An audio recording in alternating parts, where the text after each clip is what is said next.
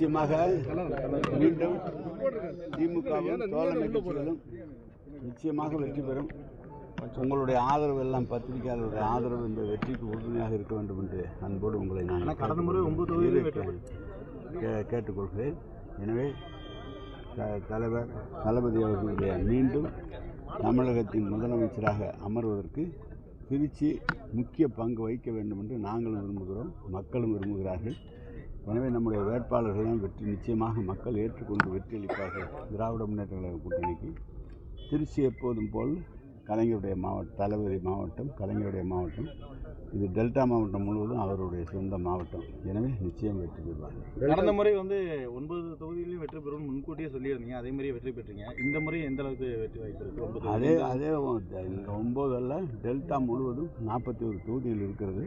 41 தொகுதியிலும் நாங்கள் வெற்றி பெறுவோம். அதற்கான முயற்சிகள் எடுத்திருக்கிறோம். பொதுமக்கள் நம்முடைய முதலமைச்சருடைய திட்டங்களை ஏற்றுக்கொண்டு திமுக அணிக்கு வாக்களிக்க தயாராக இருக்கிறார்கள்.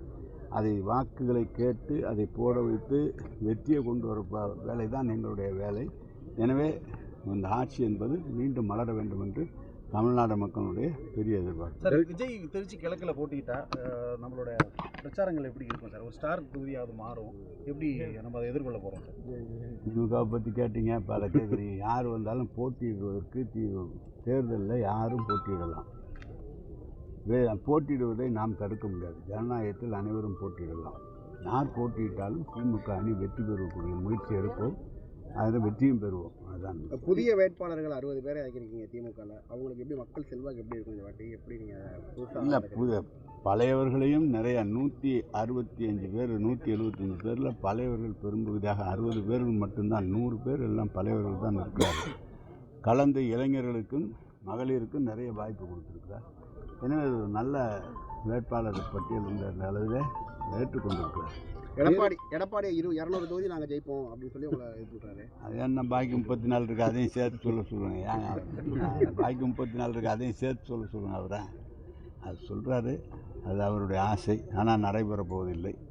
திமுக அணி தான் பெரும்பான்மையான இடங்களில் வெற்றி பெறும். இந்த கூட்டணிகளுக்கு அதிக தொகுதியை நீங்கள் கொடுத்துட்டீங்கன்னு சொல்லி குற்றச்சாட்டு சொல்லிகிட்டே இருக்காங்க. மகா கூட்டணி மிகப்பெரிய மகா கூட்டணி என்கிற போது அனைவரையும் விட்டுவிடாமல் இந்த கூட்டணியிலே இணைத்து அவர்களுக்கெல்லாம் சம வாய்ப்பு தந்து இந்த கூட்டணியை அழைத்து செல்கின்ற நம்முடைய முதலமைச்சருக்கு பெருமை தானே தவிர அதில் ஒன்றும் இது இல்லை. விஜய் பிரச்சாரத்துக்கு அரசு தான் தடை விதிக்குது அப்படின்னு சொல்லி தலைமைச் செயலகம் போயிருக்காரு. எது வந்தாலும் யாரும் வாழ்த்த மாட்டாங்க. அவங்கவுங்களுக்கு வாய்ப்பு கிடைக்கும் போது குறை சொன்னால் அது சொல்லிட்டு இருக்கிறாங்க. நாங்கள் ஏன் அவரை போய் தடுக்க போகிறோம்? நீங்கள் தேர்தல் அறிக்கை இன்னைக்கு சாயந்தரம் 6 மணிக்கு கொடுக்க போகிறார். தலைவர் அறிவிச்சிட்டாங்களே நேற்று.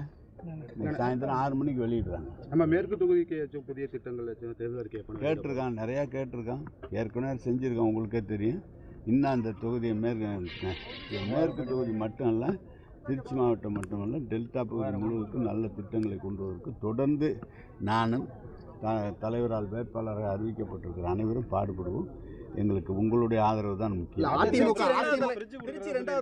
அறிவிக்கிற வாய்ப்பு இருக்கா சார்? தேர்தல் அறிவிக்க இல்லை, கேட்டால் அவங்க சொல்கிறது எப்படி வாய்ப்பு, நிதிநிலை இருக்குது, அதுக்கெல்லாம் என்ன நிறையா இருக்குது, விஷயம்லாம் இருக்குது. அது கொடுக்குறாங்களா என்ன காலப்போக்கில் அது நடக்கும். சார், இந்த அதிமுக முக்கியமான தலைவர்கள், அதாவது அமைச்சர்கள் போட்டியிட தொகுதியெல்லாம் கூட்டணிக்கு ஒதுக்கிட்டாங்களா? அதை பற்றி என்ன நினைக்கிறீங்க? இப்போ உங்கள் தொகுதி கூட அமமுக ஒதுக்கிட்டாங்க.